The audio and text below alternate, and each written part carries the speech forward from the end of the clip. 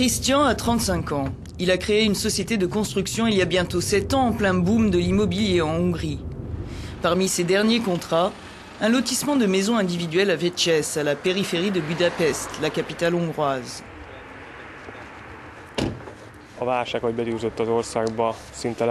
Depuis la crise, nos ventes sont tombées à pratiquement zéro. Mais depuis une semaine et demie, depuis qu'on sait que la Hongrie va recevoir cette aide du FMI, la tendance s'est complètement inversée. Les gens veulent acheter. Et ce que j'ai remarqué depuis quelques jours, c'est que les gens veulent payer en cash.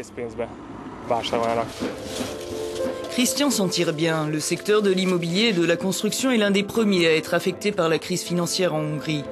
Attila et Andrea sont plus inquiets. Ils ont acheté leur maison dans le quartier il y a 1 an avec un prêt sur 25 ans à taux variable après la première année de remboursement.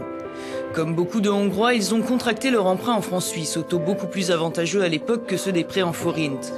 La dégringolade récente de la monnaie hongroise a fait grimper les intérêts de ces crédits. À cause de la crise, les remboursements mensuels du prêt sur la maison ont augmenté de 20% en 1 mois. Évidemment, ça nous cause des difficultés. Depuis 1 an, on a dû investir pas mal d'argent pour équiper la maison. Mais maintenant, on doit vraiment faire attention à nos dépenses. Avec l'augmentation des remboursements du prêt, plus la hausse des prix dans les magasins ces 2 derniers mois, il faut qu'on calcule de près nos achats dans les magasins. Et on a dû renoncer à nos projets, à prendre des vacances par exemple. On voulait aussi un 2e enfant, mais on va sans doute attendre encore 3 ou 4 ans pour cela. En congé maternité, Andrea ne sait pas si elle retrouvera son poste de fonctionnaire l'an prochain, compte tenu des mesures d'austérité annoncées par le gouvernement dans la fonction publique. Attila s'inquiète lui aussi.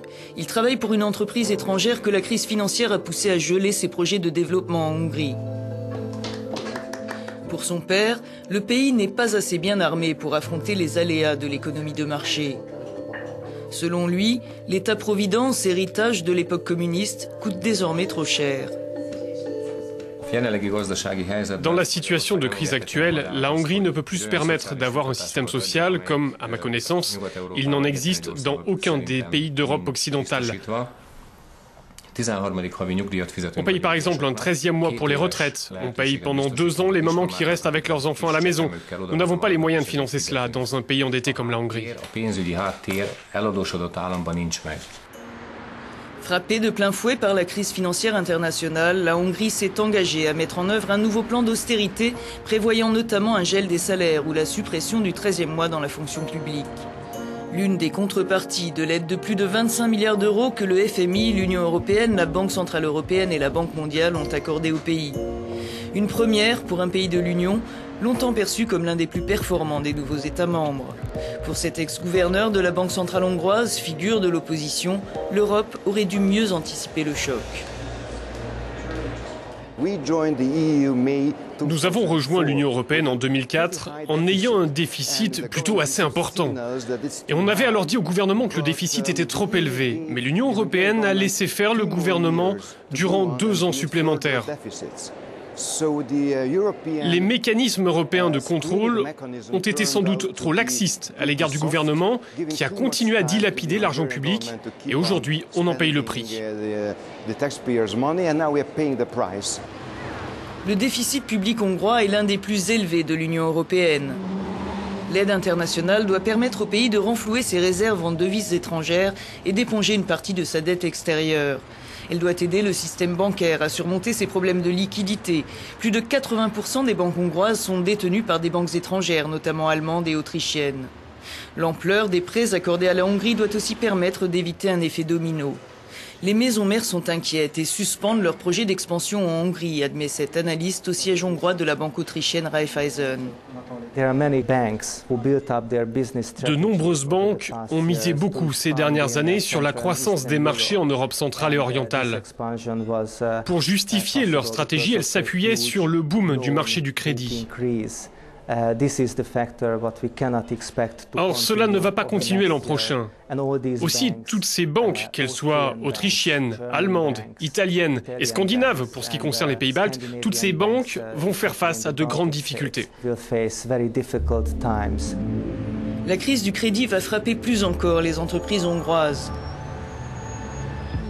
Lajos Csíky-Bégué est l'un des plus importants concessionnaires de voitures de Budapest. Il vient de se séparer d'une quinzaine d'employés. Selon les estimations, un quart des sociétés du secteur va faire faillite prochainement. L'aide du FMI ne va pas résoudre les problèmes de l'économie réelle, souligne l'entrepreneur. Les entreprises, dit-il, sont étranglées par les taxes et le pays rongé par l'économie parallèle et les spéculations sur la monnaie hongroise. La Hongrie est un petit marché. C'est donc un terrain de jeu pour beaucoup de gens qui s'amusent avec les actions qu'ils détiennent dans les entreprises hongroises. Ils jouent avec les taux de change. Résultat, ils ont gagné beaucoup à ce jeu-là, mais cela n'a rien apporté à l'économie réelle.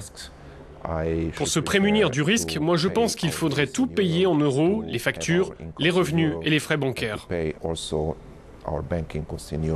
La Hongrie devra d'abord renouer avec la croissance. Le gouvernement l'admet, le PIB va reculer d'au moins 1% l'an prochain au lieu des 3% de croissance prévue avant la crise. La récession n'est pas loin. Le ministre hongrois de l'économie compte sur la réduction du déficit budgétaire et des réformes structurelles pour relancer l'économie réelle, condition préalable à la prochaine étape. Selon moi, la morale de cette histoire, c'est que nous avons besoin de l'euro. Nous avons besoin de l'euro le plus vite possible. Nous avons adopté un certain nombre de mesures. La réduction du déficit budgétaire, conformément aux critères de Maastricht, la maîtrise de l'inflation, la diminution des dépenses publiques. Grâce à cela, nous allons pouvoir aller plus vite vers l'euro. En attendant, la crise fait son œuvre. Plusieurs milliers d'emplois ont déjà été supprimés. S'y ajoutent les effets de la mondialisation, 500 licenciements viennent d'être annoncés dans les usines hongroises de l'américain General Electric. Pas de rapport avec la crise financière, mais avec la délocalisation d'une partie de la production d'ampoules vers la Chine. Ce responsable syndical craint l'impact supplémentaire de la crise sur la consommation. La perspective de l'euro n'y pourra rien et les avantages de l'Union européenne sont à ses yeux relatifs. L'Union européenne va supprimer ou a déjà supprimé cet automne les taxes douanières pour les produits chinois.